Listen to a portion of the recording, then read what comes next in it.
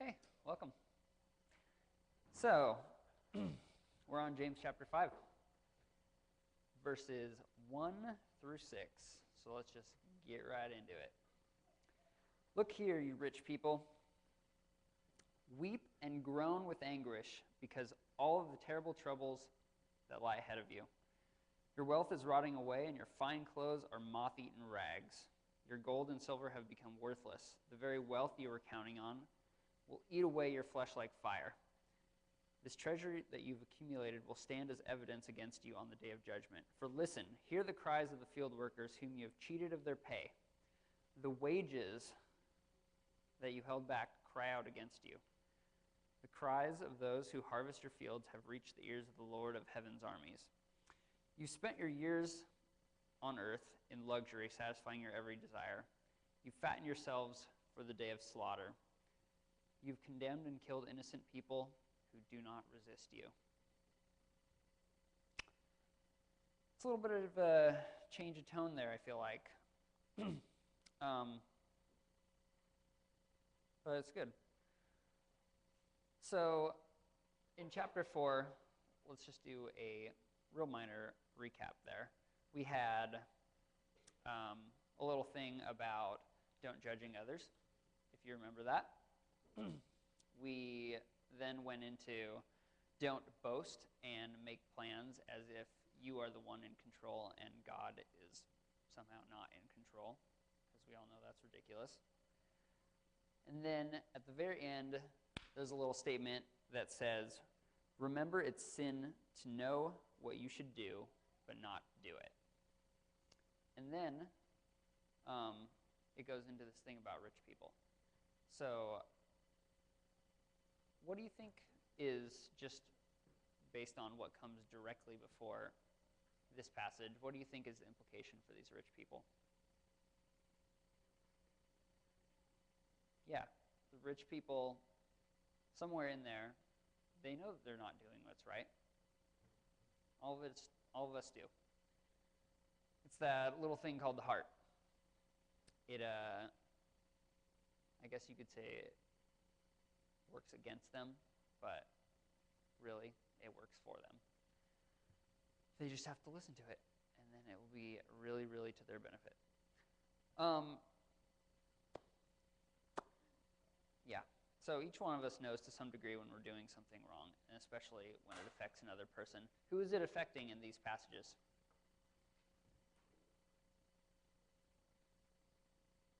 The poor, what did you say? The church, okay. Yeah, could be. I would assume that he's, writing to people that are within the church also.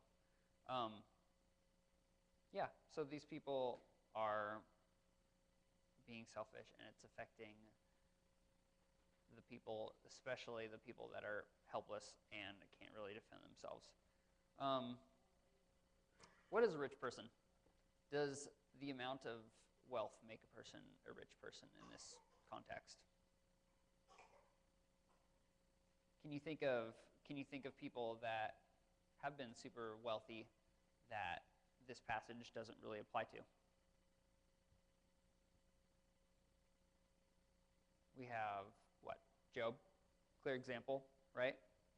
He had how many thousands of sheep or whatever it was, and all sorts of stuff and money and resources, and he was counted as one of the most righteous people and the wisest people that's ever been around. So what we're seeing here is that this rich situation is really more of a mindset-based deal. Some key words in there. We heard hoarded, we heard cheated of pay, we heard living in ultimate luxury, we heard satisfying your every desire. Those are a bunch of keywords that gives you an idea of this mindset of the rich person. I think that we have a tendency to hear those extremes and to think to ourselves, well, I certainly don't cheat on any sort of regular basis. I certainly don't hoard things. I don't have enough money to hoard things, after all. I just like trinkets or whatever. My bed sucks. I don't sleep in luxury. And I certainly don't satisfy every desire I have.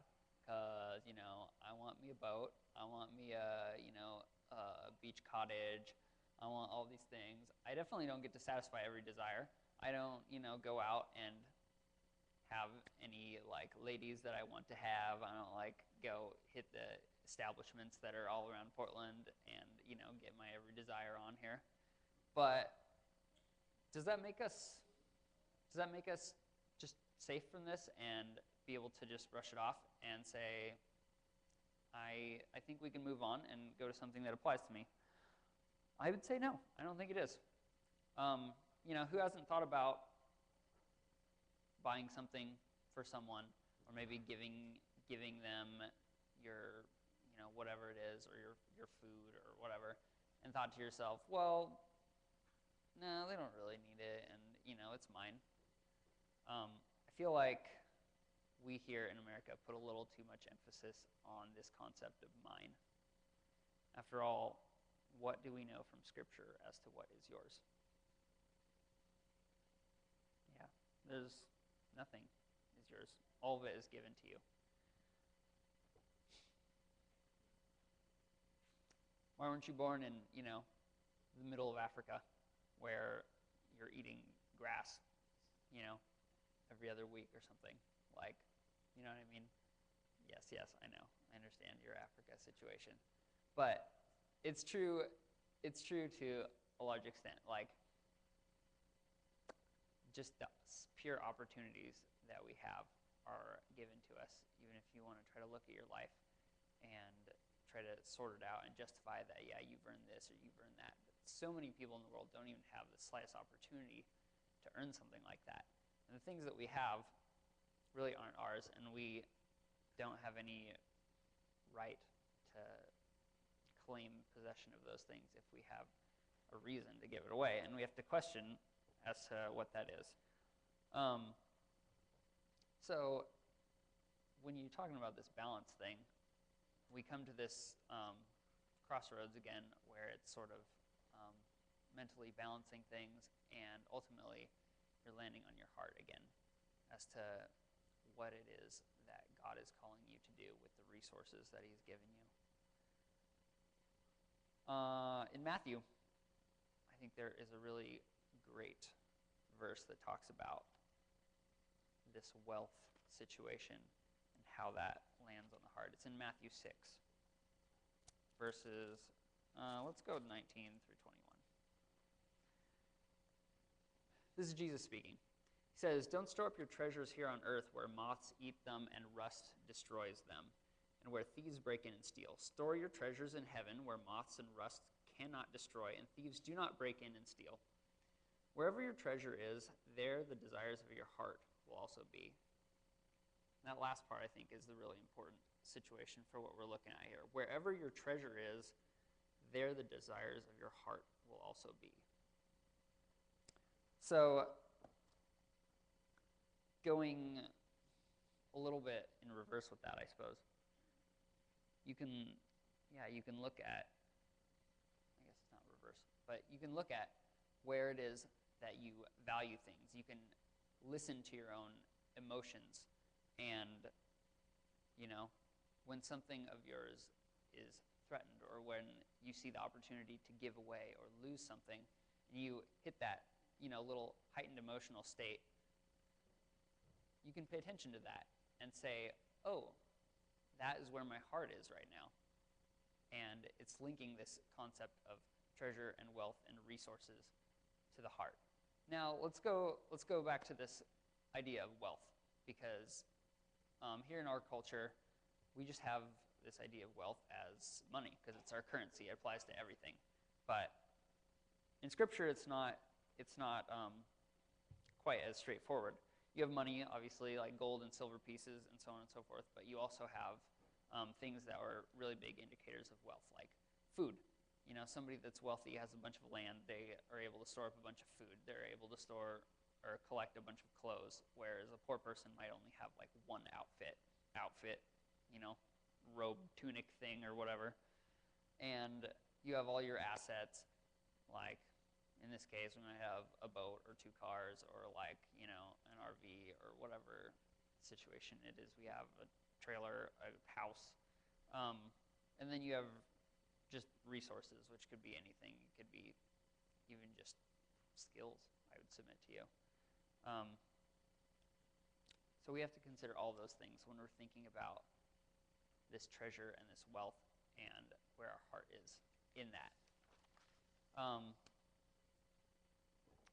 I was reading that some commentators have said that the corrosion and the rotting food and the moth-eating clothes are all signs of excess, and therefore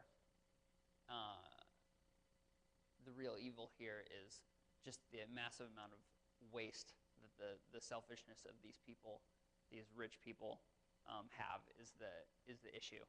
But is it really the amount of waste that God distastes? Is he like, man, you could have really given this stuff to this poor people. It's being really inefficient.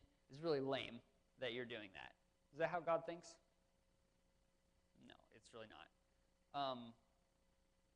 That is utilitarian thinking, and I think it's really common in our culture. Who knows what utilitarian means? Utilitarian? It has to do with PGE, with Comcast, with the water company, utilities. So, no, it's kind of. Utilitarian, it means like the mechanics of things, the utilities, it's just mechanical. I have this amount of resources and I need to conserve them as much as possible and use them wisely so that the most good or whatever can come out of it, or my most desire can be fulfilled because I'm using things wisely and responsibly and properly, and that's utility. It's taking what you have and using it in the best way possible. But that's not how God thinks. That is immature reasoning. And we're talking about wisdom, we're talking about maturity, and we're talking about beauty this year. And this is a huge aspect of maturity in this situation. It's not bad to be utilitarian. Another word that we use for that in our church is called being a good steward, right?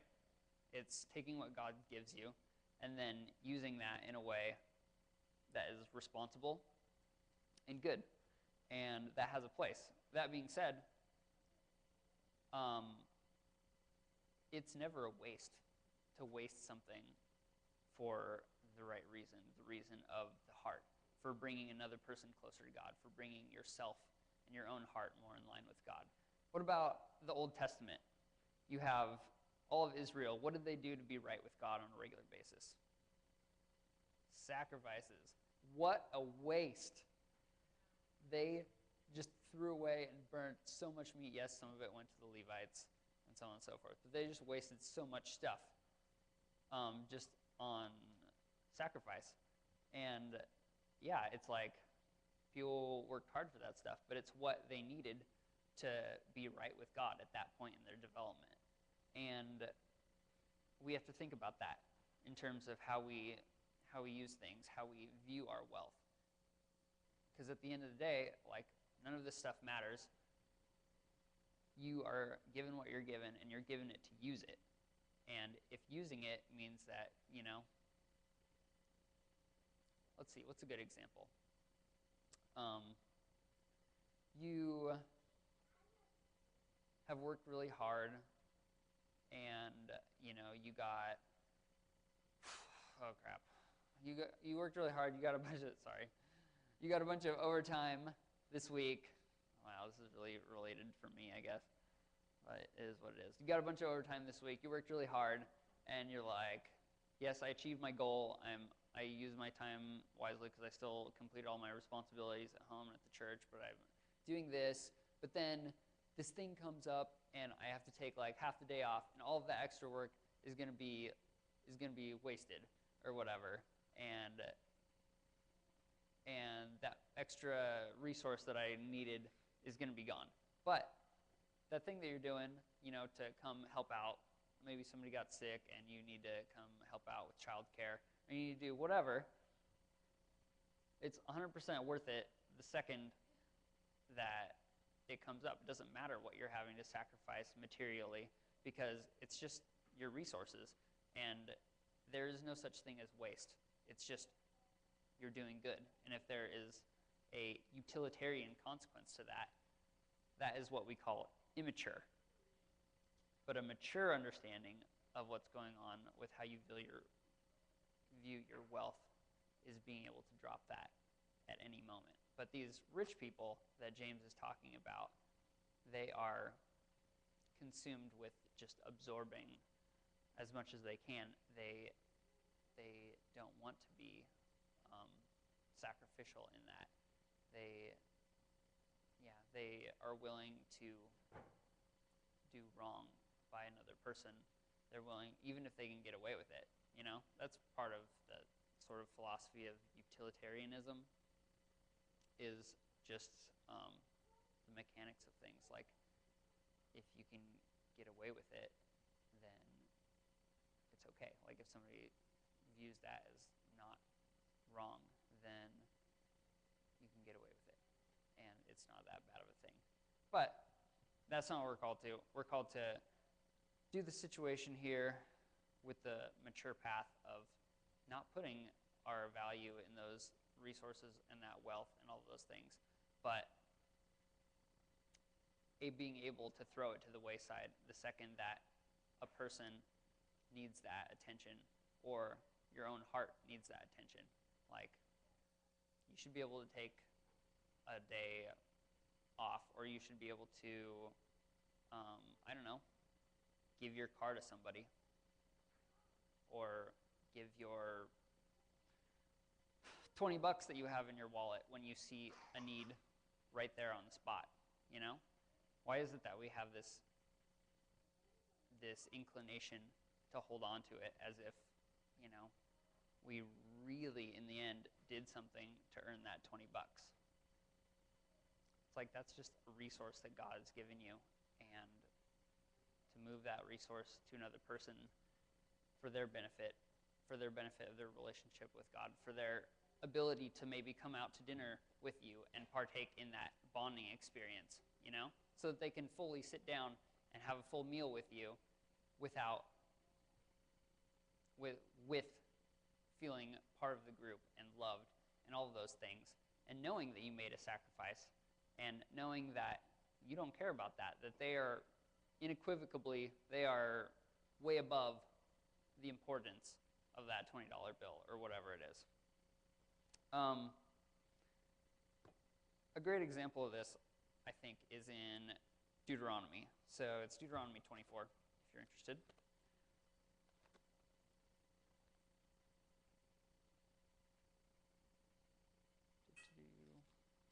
Verse 10 through 32.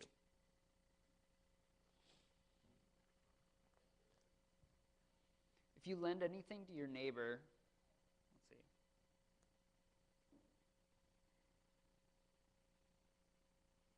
Okay,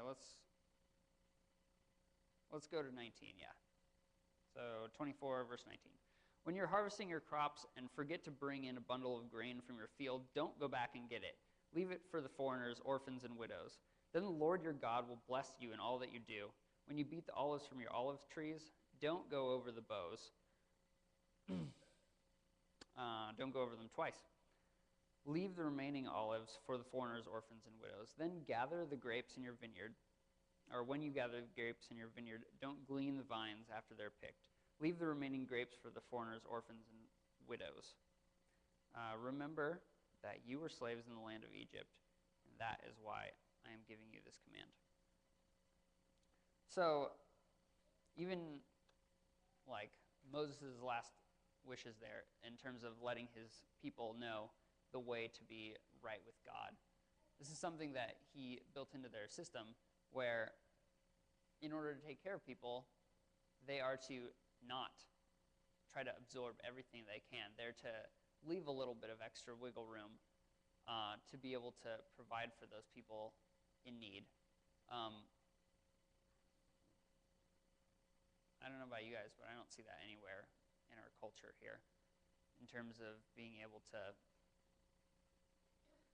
like, they work all year round to build all these crops up. And it's just ludicrous in our society to not harvest all of that and to just leave some for somebody else that doesn't deserve it, you know? But that is the kind of person that God is. He's the person that makes sure that his people are taken care of and that there is extra to go around for those that really need it, for those that can't take care of themselves. And that is what is largely being talked about in this passage of James, is what kind of people can't take care of themselves, and the rich, the people with the resources, aren't willing to take care of them, even though they have an excess. They've been given those things by God, but they don't see it as given by God. They see it sort of like, the king of Babylon saw it, that he was standing on top of his mountain of wealth, and it was all him. And he got taught for that. So this is a judgment-focused passage. We can go out teaching on it and so on and so forth, but in the end, it is a judgment-focused passage. Let's see. Get back to it. The very wealth you were counting on will eat away your flesh like fire. The treasure you have accumulated will stand as evidence against you on the day of judgment. And then listen, hear the cries of those people that are essentially testifying against you that you've wronged. Those people that you had an opportunity to help but didn't help, or the people that you have cheated. I like the term Lord of Heaven's Armies. It has a lot of connotation to that. It has a lot of things that go with it. I think of Sophia, and if you were to say to her, all right, it's time for a consequence. Let's go get the destroyer of butts to come and address you. So that's kind of what I see there, is that being a situation where God is making it clear that he is the one who is in the position of judgment there, and that we need to be very considerate as to how we handle our wealth and our resources that God has given us, and the heart and attitude behind that. Though it's judgment focused and that's kind of an afterlife situation, obviously there are judgments that occur during our life. We talked about in Daniel with the king of Babylon and Nebuchadnezzar, what happened to him for his in-life judgment.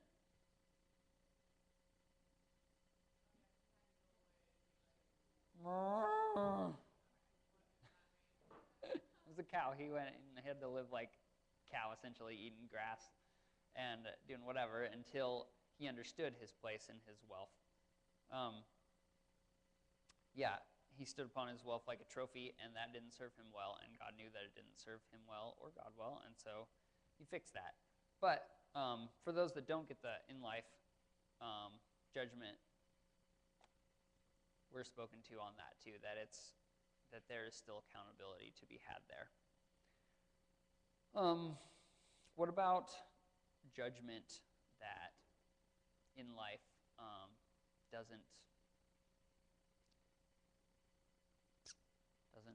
come, I guess, or judgment that is deemed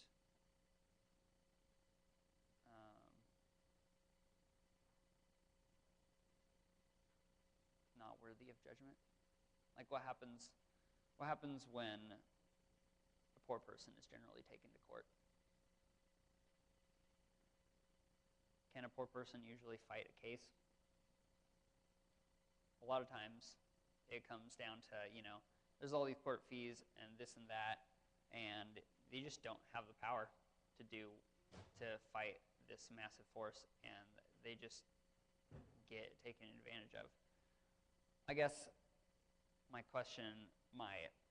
thing to think about is, if your judge, if your government laws, if your boss tells you that you're clear to do something, does that necessarily mean that you're clear to do it, even though God put this person in authority over you, and that person has told you that it's okay to do these things? To, your boss says, go ahead and pocket that for yourself because, you deserve that. Or the legal system says, well, you can't really be held liable for these damages because, they didn't take these measures, and so they're not entitled to be able to sue you for that. What do you guys think?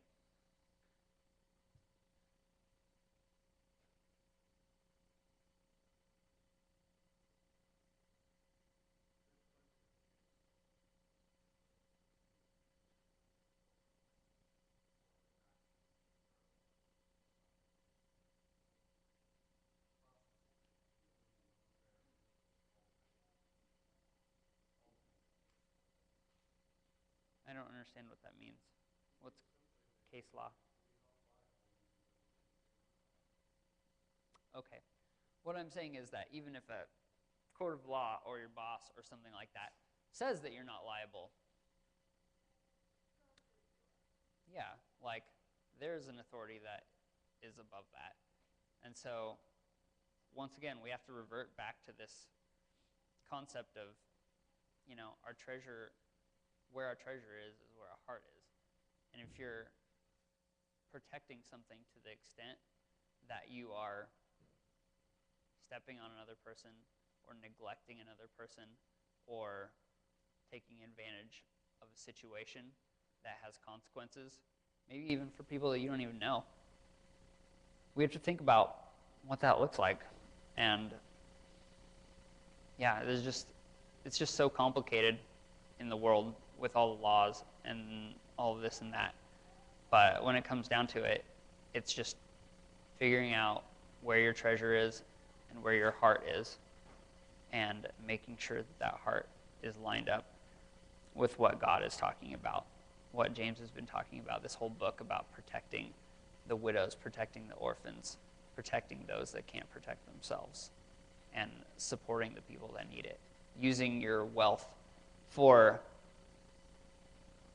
what's intended to be used for, not for yourself, for supporting the system around you that God has put into place and making that system as close to God as possible, using every bit of resources without the push, without the reaction of us to hold on to what it is that's mine.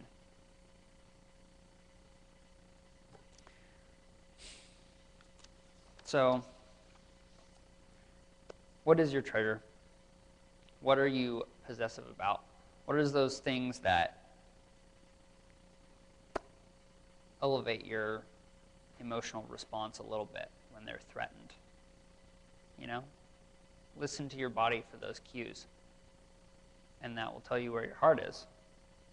Then once we know that, we can begin adjusting things, because none of us are above this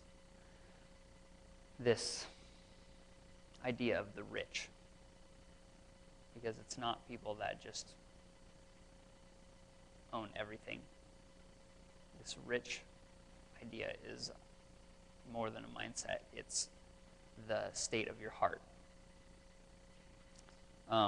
What do you consider a waste?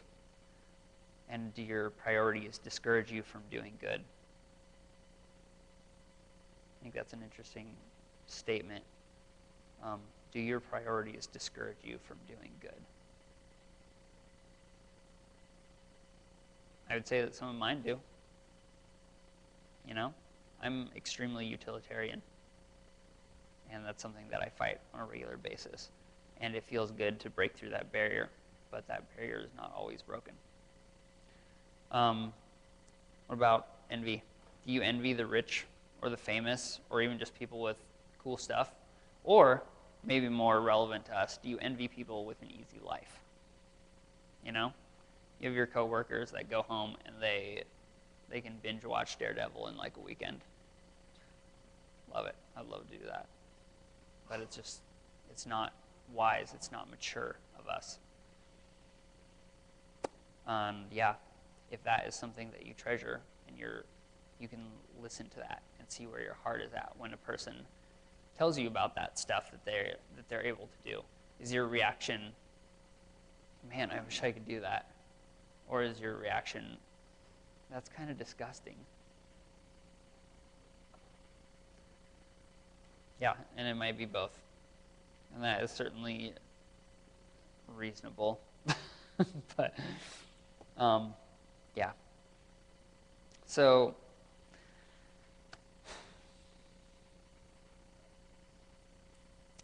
yeah, I guess the ultimate question is, are you willing to be foolish enough to follow God's wisdom and God's definition of maturity?